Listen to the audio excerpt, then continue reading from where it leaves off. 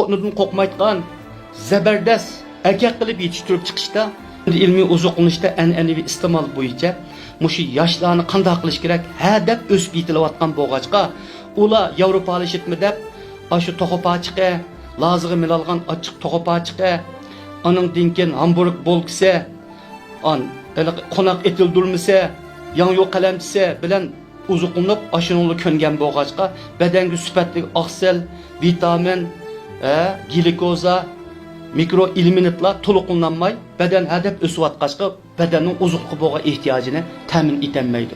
Shuni yanala ota bo'ldirimiz mushu bolalarni tembel, xo'nidan qo'rqmaydigan zabardast erkak qilib yetishtirib chiqishda, biri xatmi qilganda 80 dan 150 200 gacha tuxum berib ondan qo'pqa. Hatto qizlarimizning qo'liqini tashgandimi bir xallik tuxum yegizib, ondan keyin parvarish qilgan bolalarni.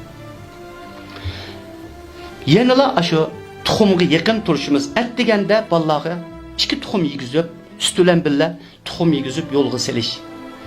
Deganda tayyor cho'pni balam, tayyor cho'p akab qo'ydam, barkatning tayyor cho'pidan ikkinib ichamsi binima deb olsak bo'lmaydi.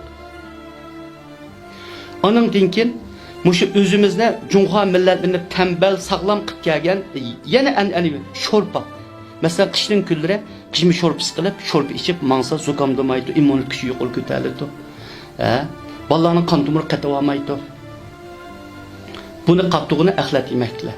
An'anaviy iste'mol bilan uyda tamoq qilish, yugub restoranlashtirib, bolalarni restoranga ko'ndirmaslik, bolalarni restoran kuchga, diba kuchga qilmaslik lozim.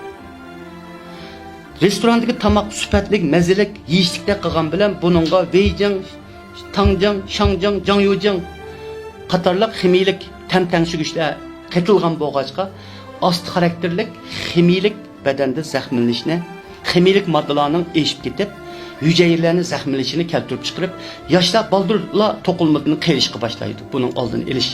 Shuning bilan birga qanday qilishimiz kerak deganda, mushu oilada so'qmoq madaniyatini shakllantirishimiz lozim.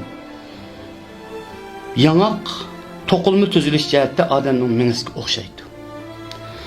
Menga odam badaniga eng qo'mondonlik shtab, mengadan chataq chiqsa, boshqa a'zolardan chataq chiqishi tug'an gap. Şu yoshlarni sog'lom, tambil, aqlli, chiroyli cho'nqitma desak, uyda yanaqni ayirmasligimiz lozim. Chet elliklar bizning yanaqni shunday qimmat bahada olib, doğru o'rinda ishlatadi. Yaponiya bizning yanaqni risq yozdi ekan, taxmish uyqusi yaxshi bo'lmagan, ugilish natijasi tuvan bo'lib qolgan bolalar shuncha taraqqiy qilgan Yaponiyada mushu bizning vatanimiz bulab Şinjanning yanaqini risq yozig'liq.